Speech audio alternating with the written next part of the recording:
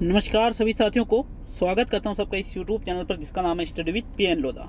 साथियों, रीट लेवल 2 की भाषा फर्स्ट हिंदी जिनके थी उनकी ऑफिशियल आंसर की 30 ही प्रश्नों की बताने वाला हूं। पूरे 30 ही प्रश्न बिल्कुल ऑफिशियल है, तो अच्छे से पूरे वीडियो को देख करके आप अपना स्कोर चेक कर सकते हो कि लेवल 2 रीट में आपके हिंदी लैंग्वेज फर्स्ट में कितना स्कोर बन रहा है। ठीक है, वीडियो को पूरा देख करके जाइएगा और अच्छी तरह से समझना। अगर एक भी प्रश्न पे डाउट हो तो कमेंट कर सकते हो, बाकी डाउट आपको रहना ही नहीं चाहिए साथियों। तो चलिए शुरू करते हैं, इस वीडियो को देख लेते हैं। देखो, इसके पहले मैंने लेवल 2 की ही साइकोलॉजी की आंसर की अपलोड कर दी है, साइकोलॉजी की आंसर की अपलोड कर दी गई है, और यहाँ पर भी ये हिंदी की जो आंसर की अपलोड की जा रही है। इसमें शिक्षण विधियों में जो माननीय हमारे सर है दुबे जी, तो उनका भी सहयोग मिला है साथियों, उनको बहुत बहुत धन्यवाद दूंगा वापस। तो देखो, प्रश्न संख्या 31 पे हम आते हैं और एक एक आंसर को व्याख्यात्मक रूप से जैसे कहा था, जैसे हिंदी के टेस्ट लेता था वैसा ही पेपर बना है साथियों। नो टेंशन, अगर आप मेरे हिंदी के टेस्टों में 25 क्वेश्चन राइट करते थे तो यहाँ पर भी आपके 25 से ज़्यादा ही सही होंगे। ठीक है, तो चलिए शुरू करते हैं इस वीडियो को। तो साथियों, यहाँ देखिएगा, खंड सेकंड भाषा फर्स्ट हिंदी है, लेवल 2 का है। वापस कह रहा हूँ, लेवल 2 SST साइंस मैथ्स वालों के लिए है। लेवल 1 के जो आंसर हैं वो मैं आज रात में या कल सुबह तक आपके पास वीडियो आ जाएगा, तो आप भी अच्छी तरह से चेक कर लीजिएगा। सभी सब्जेक्टों के वीडियो आएंगे साथियों, और अगर किसी प्रश्न में मुझे लगता है जहाँ तक आगे अगर कोई त्रुटि होती है, वैसे भी नेट तो चल नहीं रहा है, तो बिना सिर्फ नॉलेज के आधार पर ये वीडियो बना रहा हूँ, फिर भी कोशिश रहेगी कि कोई भी आंसर आपके गलत नहीं होएगा। तो देखो, यहाँ पर गद्यांश दे रखा है, 31 से 35 तक आपको गद्यांश के आधार पर उत्तर देने हैं। क्रोध सब मनोविकारों से फुर्तीला है, इसी से अवसर पड़ने पर यह और मनोविकारों का भी साथ देकर उनकी तुष्टि का साधक होता है। कभी वह दया के साथ कूदता है, कभी घृणा के। एक क्रूर कुमार्गी किसी अनाथ अबला पर अत्याचार कर रहा है, हमारे हृदय में उस अनाथ अबला के प्रति दया उमड़ रही है। ठीक है, पर दया की अपनी शक्ति तो त्याग और कोमल व्यवहार तक होती है। यदि वह स्त्री अर्थ कष्ट में होती तो उसे कुछ देकर हम अपने दया के वेग को शांत कर लेते। ये आपके गद्यांश है। अब देखिए, प्रश्नों को देखिएगा साथियों। तो इसमें प्रश्न संख्या 31 पूछा है, निम्नलिखित में से स्त्री शब्द का पर्यायवाची है। इहा, शीला, आपगा और अबला। तो भाई यहाँ पर अबला शब्द का प्रयोग कहाँ हुआ है? हमारे हृदय में उस अनाथ अबला के प्रति दया उमड़ रही है, पर दया की अपनी शक्ति तो दया है, वह स्त्री। तो स्त्री और अबला दोनों एक ही है, मतलब डी वाला विकल्प आपके प्रश्न संख्या 31 में सही है। नेक्स्ट प्रश्न संख्या 32 को देखेंगे। तो 32वां प्रश्न, अत्याचार शब्द में कौन सा उपसर्ग है? अत, अति, अति और अत्य। तो अति प्लस आचार, नॉर्मल सा क्वेश्चन था, बिल्कुल बी वाला विकल्प सही है साथियों इसमें प्रश्न 32 में। नेक्स्ट प्रश्न संख्या 33 को देखेंगे। तो 33वां क्वेश्चन आपसे क्या पूछ रहा था इस टेस्ट में, देखिएगा।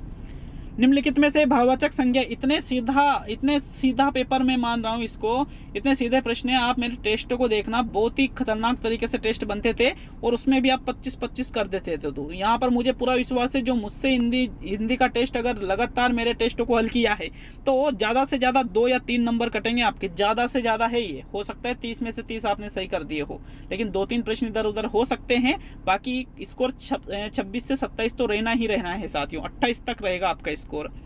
तो भाववाचक संज्ञा की बात करें तो अपनी, दया, अवसर और यह है। तो मित्रों, अपनी, अवसर, यह है, ये तीनों ही भाववाचक नहीं है। दया शब्द यहाँ पर क्या है? भाववाचक है। सी वाला विकल्प आपके 33वें में सही है। नेक्स्ट प्रश्न नंबर 34, निम्नलिखित में से किस शब्द में प्रत्यय लगा हुआ है? वेग, अनाथ, फुर्तीला और उमड़। तो देखो, प्रत्यय की बात करें तो वेग में कोई प्रत्यय नहीं है। अनाथ, अ प्लस नाथ, इसमें उपसर्ग है, न कि प्रत्यय। उमड़ में भी नहीं, बल्कि फुर्तीला में इला प्रत्यय लगा हुआ है। विकल्प आपका बी वाला सही है, बी में यहाँ पर प्रत्यय लगा हुआ है। ठीक है, 34वें में बी सही रहेगा आपके। नेक्स्ट प्रश्न संख्या 35, मनोविकार शब्द का समास विग्रह होगा। मन से विकार, मन का विकार, मन और विकार, मन के द्वारा विकार। तो मन के द्वारा विकार नहीं होता है, मन और विकार भी नहीं होता है, मन से विकार नहीं, मन का विकार होता है। सी वाला विकल्प आपके 35वें में सही है। नेक्स्ट प्रश्न नंबर 36 पे आते हैं, लेकिन उसके पहले हम इस गद्यांश को पढ़ लेते हैं। निम्नलिखित गद्यांश के आधार पर प्रश्न संख्या 36 से 40 तक के प्रश्नों के उत्तर दीजिए। हमें स्वराज्य मिल गया, परंतु स्वराज हमारे लिए सुखद स्वप्न ही है। इसका प्रधान कारण यह है कि देश को समृद्ध बनाने के उद्देश्य से कठोर। तो इसमें देखिएगा, इसका प्रधान कारण यह है कि देश को समृद्ध बनाने के उद्देश्य से कठोर परिश्रम करना हमने अब तक नहीं सीखा। श्रम का महत्व और मूल्य हम जानते नहीं, हम अब भी आराम तलब है, हम कम से कम काम द्वारा। फिर आगे देखते हैं अगले पृष्ठ पर, जीविका उपार्जित करना चाहते हैं, यह दूषित मनोवृत्ति राष्ट्र की आत्मा में जा बैठी है। यदि हम इससे मुक्त नहीं होते तो देश आगे नहीं बढ़ सकता और स्वराज्य सुराज में परिणत नहीं हो सकता। तो ये आपके गद्यांश था। अब प्रश्नों के उत्तर दीजिएगा। प्रश्न नंबर 36 है, हमें स्वराज मिल गया वाक्य में कौन सा काल है?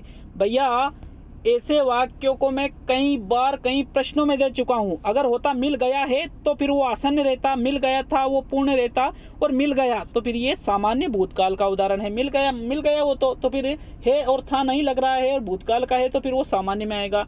ए वाला विकल्प 36वें में सही है। नेक्स्ट है प्रश्न नंबर 37। तो इसमें गद्यांश देखने की जरूरत नहीं है। निम्न में से कौन सा शब्द पुल्लिंग है?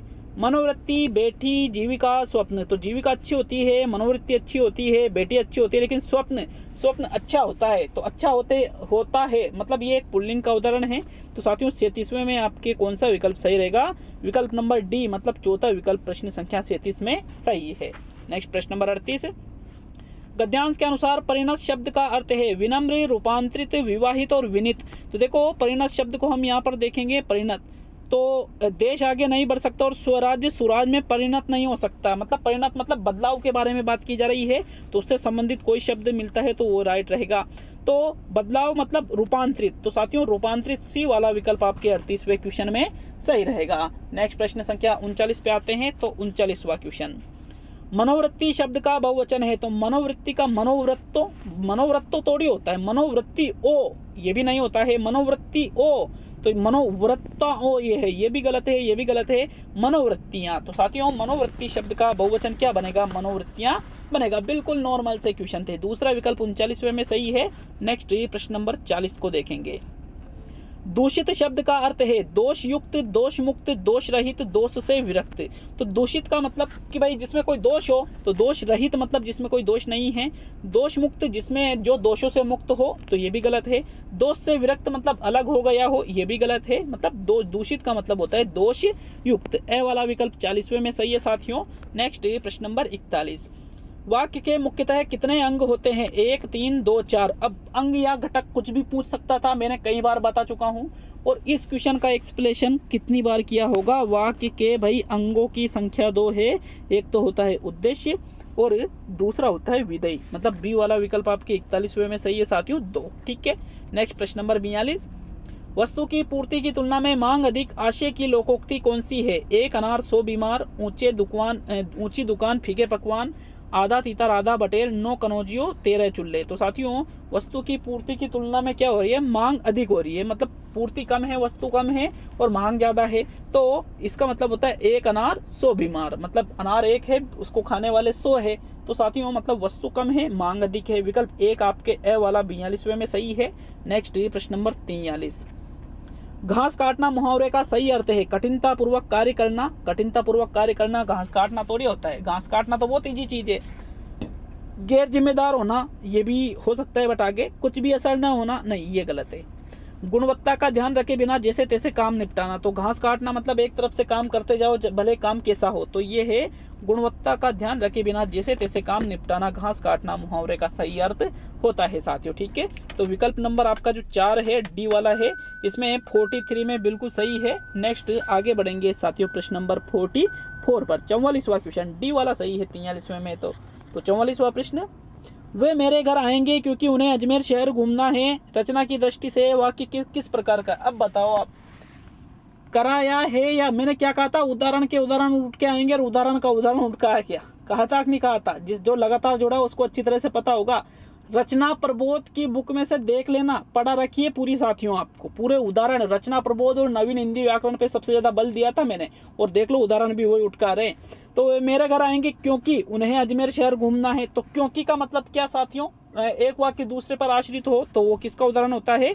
मिश्र वाक्य का उदाहरण होता है। मतलब ए वाला विकल्प आपके 44वें में बिल्कुल सही है। नेक्स्ट ये प्रश्न संख्या 45 को देखेंगे। तो 45वां क्वेश्चन, शगुन मेरी सहेली है, अर्थ के आधार पर वाक्य का प्रकार बताइए। ये दो भाई, और क्या देखोगे आप? अब ये भी सेम टू सेम उठ के आया कि नहीं आया? किताबें अभी भी है, टेस्ट अभी भी यूट्यूब पे डले हुए हैं, आप चाहो तो अभी भी चेक कर सकते हो।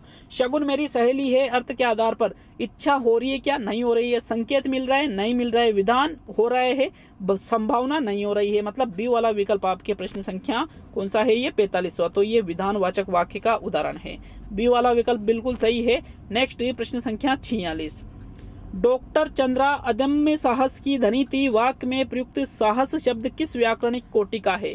अव्यय, भाववाचक संज्ञा, क्रिया विशेषण, गुणवाचक विशेषण। तो भाई अदम्य साहस मतलब साहस की विशेषता क्या बताई जा रही है कि अदम्य है साहस। साहस कैसा है, अदम्य। तो साथियों ये अव्यय नहीं है, ये क्रिया विशेषण भी नहीं है। अब यहाँ पर प्रश्न नंबर 46 है ये। अब 46वें क्वेश्चन में क्या है साथियों, ये साहस शब्द साहस का बन जाता है साहसी। तो साहस यहाँ पर गुणवाचक विशेषण है, ये डी वाला विकल्प इसमें सही है। लेकिन थोड़ा इसमें मुझे भाववाचक, साहसी शब्द यहाँ पर भाववाचक होना चाहिए और साहस शब्द गुणवाचक। तो अगर भाववाचक संज्ञा आपको लगता है इसमें तो कमेंट कर सकते हो। बाकी इसमें मेरे अनुसार डी वाला विकल्प है और फाइनल आंसर की में तो हम देख ही लेंगे। बाकी इसका अगर कोई करेक्शन संबंधी चीज़ है तो मैं नीचे कमेंट कर दूंगा। बाकी इसमें मेरे अनुसार डी वाला है, तो इसके लिए आप कमेंट कर सकते हो। कौन सा प्रश्न है, प्रश्न नंबर 46 सॉरी, ठीक है, डी वाला बताऊंगा साथियों इसमें 46 में मैं आपको। देखो नेक्स्ट प्रश्न नंबर 47 पे आते हैं। यहाँ डी वाला बता रहा हूँ, वापिस कह रहा हूँ, इसमें बी वाला भी हो सकता है भाववाचक अलग, साहस का साहसी। तो साहसी भाववाचक होना चाहिए, साहस नहीं होना चाहिए, इसलिए मैं यहाँ डी बता रहा हूँ। तो नेक्स्ट प्रश्न संख्या 47 पे आएंगे। गौमूत्र असाध्य रोगों के उपचार में भी उपयोगी है, रेखांकित शब्द के अर्थ में उपयुक्त विकल्प है।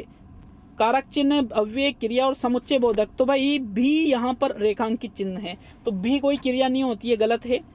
कारक चिन्ह भी नहीं होता है, ये भी गलत है। समुच्चय बोधक भी नहीं होता है, ये क्या है, एक अव्यय है। मतलब प्रश्न संख्या 47 में आपके कौन सा विकल्प सही है साथियों, सी वाला विकल्प बिल्कुल आपके सही है 47 में। तो नेक्स्ट आते हैं प्रश्न नंबर 48 पर, 48वां क्वेश्चन। पूरा का पूरा वैसा ही दे दिया, एक एक चीज को ऐसे क्वेश्चन में भी बनाता था या नहीं, कमेंट कर सकते हो, वीडियो देख सकते हो, प्रूफ है हर चीज का, ठीक है, गलत नहीं बोल रहा हूँ साथियों।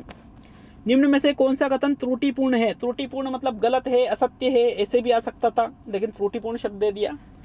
तो सरल वाक्य में एक उद्देश्य एक विधेय होता है, बिल्कुल एक उद्देश्य एक विधेय सरल वाक्य में होता है, सही है ये। तो संयुक्त वाक्य में दो सरल वाक्यों को और या आदि समुच्चय बोधक अवयवों से जोड़ दिया जाता है, ये भी बिल्कुल सही है। ऐसे वाक्य जिनमें एक प्रधान उपवाक्य हो तथा अन्य उपवाक्य उस पर आश्रित हो उसे मिश्र वाक्य कहते हैं, ये भी सही है। करा रखी है सारी चीजें, यूं मत कह जाना कि नहीं करा रखी है। वर्णों के सार्थक समूह से वाक्य बनते, गलत है साथियों, वर्णों के सार्थक समूह से वाक्य नहीं बनते हैं, बल्कि शब्दों या पदों के सार्थक समूह से वाक्य बनाए जाते हैं। विकल्प 4 आपके 48वें क्वेश्चन में सही है। नेक्स्ट प्रश्न संख्या 49 प्रश्न थोड़ा समझने का है, बस हल्का सा समझना था और आंसर निकल आता इसका। तो देखो, यवन सैनिक घोड़े पर बैठकर आया, पर किले का दरवाजा बंद था, जैसे ही उसने दरवाजा खटखटाया चिड़िया पर फड़फड़ाकर उड़ गई। उपरोक्त वाक्यों में प्रयुक्त पर शब्द के अर्थों का सही क्रम है। तो पर शब्द 3 जगह यूज हो रहे हैं, एक तो ये पर, एक ये पर और एक ये पर। तो देखो, वह यवन सैनिक घोड़े पर बैठकर आया, मतलब किस पर, घोड़े पर। तो घोड़े पर मतलब पर का मतलब किंतु और पंख तो होगा नहीं, सबसे पहले पर मतलब ऊपर, तो ये भी हो सकता है, ये भी हो सकता है। बैठकर आया, पर किले का, पर मतलब होता है पर किले का दरवाजा बनता, मतलब किंतु किले का दरवाजा बनता, ये मिल गया। जैसे उसने दरवाजा खटखटाया चिड़िया पर फड़फड़ाकर उड़ गई, मतलब पर का मतलब पंख फड़फड़ाकर। तो मतलब डी वाला विकल्प इसमें सही रहेगा प्रश्न संख्या 49 में। नेक्स्ट प्रश्न संख्या 50, प्रकृति ने ग्रेनाइट तथा संगमरमर से मेरे क्षेत्र को नवाजा है। ये यहाँ पर ये देखिए, प्रकृति ने ग्रेनाइट तथा संगमरमर को से मेरे क्षेत्र को नवाजा है। इस वाक्य में रेखांकित शब्दों का क्रमशः सही भाषाई रूप बताइए। तो एक तो ग्रेनाइट है, एक संगमरमर है, एक नवाजा, 3 शब्द है। ये विदेशी विदेशी विदेशी है, विदेशी देशज देशज है, देशज देशज देशज है और विदेशी विदेशी देशज है। तो साथियों मैंने क्या कहा था, लास्ट में ऑप्शन देख लिया करो। ये तो मुझे भी पता नहीं है क्योंकि देशज विदेशज मैंने पढ़ाए नहीं थे, फर्स्ट लेवल वालों के हिसाब से थोड़ा ध्यान से उतर गया था कि सेकंड लेवल में टॉपिक है। तो इनमें से एक सही रहेगा, तो ये तो गलत हो गया। अब ये तो 100% गलत है ये वाला। तो अब यहाँ पर देशज देशज, विदेशी देशज, विदेशी विदेशी, और यहाँ पर देखो इसका मतलब ये है कि ग्रेनाइट, संगमरमर और नवाजा। तो भाई यहाँ पर थोड़ा मुझे भी कंफ्यूजन है, बी सी डी कोई सा भी हो सकता है क्योंकि कंफर्म है ही नहीं, तो फिर ऐसे कैसे उत्तर बता दूं। अनुमानित नहीं रहेगा, लेकिन ए वाला तो बिल्कुल ही गलत है। बी सी डी एक में इनमें से एक सही है साथियों। तो इसके लिए आप जरूर कमेंट करें यार 50वें प्रश्न के लिए कि बी सही रहेगा, डी सही रहेगा या सी सही रहेगा, ठीक है। बाकी इसको तो मैं घर जाके देख सकता हूँ, लेकिन अभी यहाँ सेंटर से ही वीडियो बना रहा हूँ, सेंटर पे से ही। सेंटर पे पेपर दिलवाना आया था साथियों, तो फिर भी सेंटर पे बैठे बैठे देखो इतने क्वेश्चन सोल्यूशन करके और वीडियो बना रहा हूँ ये सारी चीज़ें। नहीं तो कुछ चीज़ें मेरे पास अवेलेबल सोर्स है, कोई भी नेट भी नहीं चल रहा है, कुछ भी नहीं चीज़ें हैं, तो इस फिर भी आपको एक एक प्रश्न का उत्तर सही तरीके से दिया जा रहा है। तो देखो अगला क्वेश्चन 51वां, इसके लिए कमेंट करना। क्वेश्चन कहीं देखो, निम्नलिखित में से कौन सा शिक्षा शास्त्री पढ़ाने से पहले लिखना सिखाने के पक्ष में है? तो भाई नॉर्मल सा प्रश्न है, कई बार बताया, कई बार, कोई गिनती नहीं है।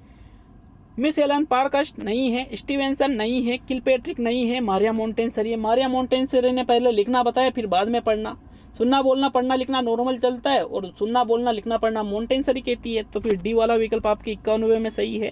नेक्स्ट प्रश्न नंबर 52, मौन पठन का लाभ है, उच्चारण अभ्यास है तो अवसर मिलता है, स्वाध्याय की प्रवृत्ति विकसित होती है, पठन की शुद्धता का संवर्धन होता है, और एकाग्रचित होकर ध्वनियों का शुद्ध उच्चारण करना। तो भाई मौन पठन से आप शुद्ध उच्चारण नहीं कर सकते, ये गलत हो गया।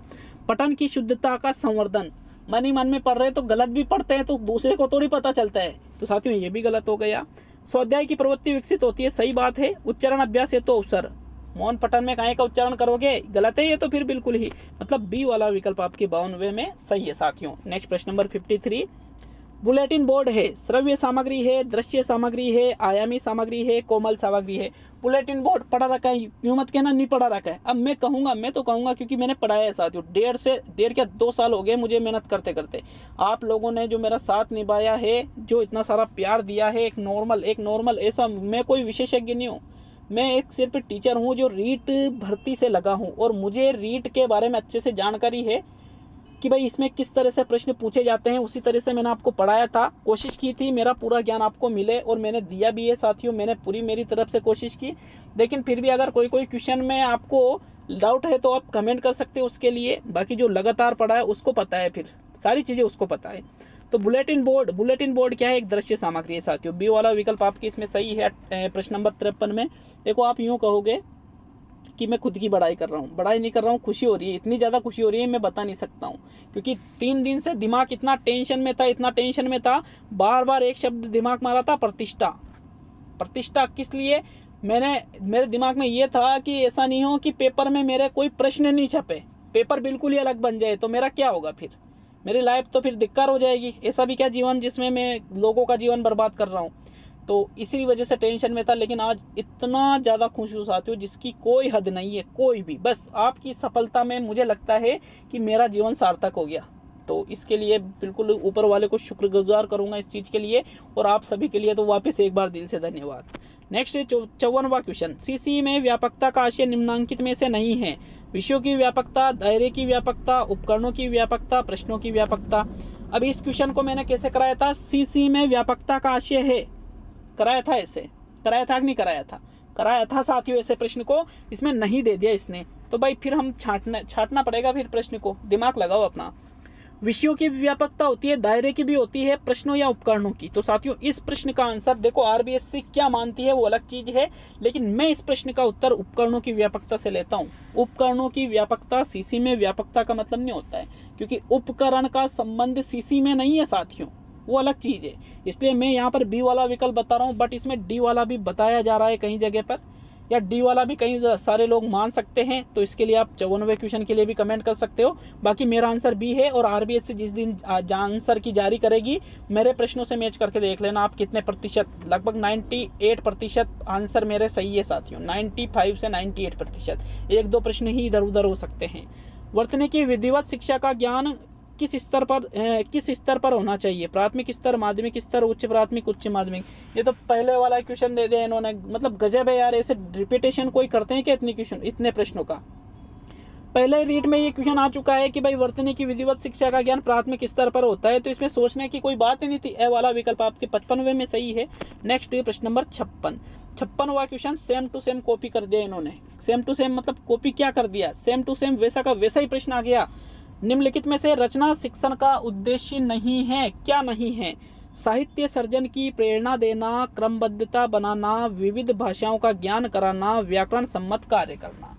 तो भाई रचना शिक्षण में हम क्रमबद्धता बनाते हैं, व्याकरण सम्मत कार्य करते हैं, विविध भाषाओं का ज्ञान भी दिया जा सकता है। साहित्य सर्जन 101% माना जाएगा ए वाला विकल्प। चाहो तो आरबीएससी के आंसर की से मिलान कर लेना, जब मिलान तो खैर करना ही है आपको, लेकिन साथियों इसमें ए वाला विकल्प ही सही माना जाएगा, क्योंकि साहित्य सर्जन की प्रेरणा देना, जैसे रचना तो हम छोटे बच्चों से भी कराते हैं, तो क्या उनको भी साहित्य सर्जन सिखाओगे? छोटे बच्चे साहित्य सर्जन के बारे में क्या जानते हैं आप, तो मुझे ये बता दो। तो इसलिए फिर ए वाला ही विकल्प इसमें सही माना जाएगा। 56 में ओनली ए वाला विकल्प सही माना जाएगा। साथियों इस चीज़ की मैं गारंटी दे देता हूँ, वीडियो डिलीट नहीं करूँगा, आंसर की से मिला के देख लेना। नेक्स्ट प्रश्न नंबर 57, अभिकर्मित अनुदेशन विधि के सिद्धांत में सम्मिलित है स्वगति का सिद्धांत, परगति का सिद्धांत, समूह गति का सिद्धांत, कक्षीय एकता का सिद्धांत। भाई यूं मत कहना कि ये क्वेश्चन आपने नहीं कराया था। कराया था, बिल्कुल कराया था, क्योंकि मैं तो कहूँगा। साथियों कितनी बार बताया, स्वगति का सिद्धांत अभिकर्मित अनुदेशन विधि का मूल सिद्धांत होता है। इसमें बालक स्वगति से सीखता है जितनी उसकी सीखने की गति होती है। स्वगति का सिद्धांत देखो, अभिकर्मित अनुदेशन जिसके जनक है बीएफ स्किनर। देखिए शाकीय, अवरोही, मैथेटिक्स सारी बार पढ़ा रखी है मैंने, और ये क्वेश्चन तो जाने कितनी बार कर रखा है। ए वाला विकल्प आपके कौन सा प्रश्न 57 में सही है? 58। निम्न में से कौन सा सस और वाचन का भेद नहीं है? आदर्श वाचन, समवेत वाचन, अनुकरण वाचन, गहन वाचन। अब ये बता दो कि ये करा रखा है कि नहीं करा रखा। साथियों देखो, आदर्श वाचन भी शिक्षक करता है, अनुकरण वाचन छात्र करते हैं, समवेत वाचन एक साथ किया जाता है, लेकिन गहन वाचन जैसा कोई प्रकार कभी बताया ही नहीं। तो बड़े आराम से इस प्रश्न को आप कर सकते थे। मतलब डी वाला विकल्प इसमें 58 में सही रहेगा। नेक्स्ट प्रश्न नंबर 59 पे आएंगे, तो 59वां, एक अच्छे मूल्यांकन की विशेषता नहीं है वेदता, वस्तुनिष्ठता, आत्मनिष्ठता, व्यापकता। अब यूं कह दो कि ये नहीं करा रखा है। मतलब वही तो कह रहा हूँ, इतने क्वेश्चन बैठते क्या, मुझे उम्मीद ही नहीं थी ऐसी, बिल्कुल भी उम्मीद नहीं थी कि इतने क्वेश्चन जो के त्यों बैठ जाएंगे। ऑप्शन तक भी चेंज नहीं हुए साथियों। वेदता बिल्कुल होती है, वस्तुनिष्ठता बिल्कुल होती है, व्यापकता होती है, लेकिन आत्मनिष्ठता नहीं होती है। सी वाला विकल्प इसमें बिल्कुल सही है। अब प्रश्न नंबर 60 और इस हिंदी भाषा फर्स्ट लेवल 2 का अंतिम क्वेश्चन। तो देखो, वस्तुनिष्ठ प्रश्न का प्रकार है आलोचनात्मक प्रश्न, मिलान प्रश्न, विश्लेषणात्मक प्रश्न, व्याख्यात्मक प्रश्न। अब यूं मत कह देना कि ये नहीं करा रखा है। मतलब यार इतनी ज़्यादा खुशी जिसकी कोई हद नहीं है साथियों। आलोचनात्मक प्रश्न आलोचना की जाता है, विश्लेषणात्मक प्रश्न में विश्लेषण किया जाता है, व्याख्यानात्मक प्रश्न में व्याख्या दी जाती है, लेकिन मिलान प्रश्न में मिलान किया जाता है, जो कि ऑब्जेक्टिव टाइप के प्रश्नों में आते हैं। तो विकल्प नंबर आपका 3C वाला 60वें क्वेश्चन में सही है। तो भाई ये हो गया लेवल 2 का भाषा फर्स्ट हिंदी का पूरा पेपर सोल्व। आया मजा? कितने हुए कमेंट करके बिल्कुल ईमानदारी से बताना, और जो मुझसे पढ़ा है वो तो जरूर कमेंट करना साथियों, ताकि मुझे भी तो ऐसा लगे कि हाँ यार मेरा जीवन, मतलब मैं बता नहीं सकता। चलो अगला वीडियो जो बनाएंगे उसमें मिलते हैं। ज़्यादा लंबा हो रहा है, वीडियो भी लंबा हो रहा है, और मैं अपनी भावनाओं पे कंट्रोल नहीं कर पा रहा हूँ, इतने क्वेश्चन हो गए। तो चलिए मिलते हैं अगले वीडियो में, और लेवल फर्स्ट वालों के भी सारे पेपरों को सोल्व कराऊंगा और बताऊंगा कि भाई कौन सा नया प्रश्न है जो मैंने नहीं कराया था। ठीक है, तो बहुत बहुत धन्यवाद वीडियो को पूरा देखने के लिए।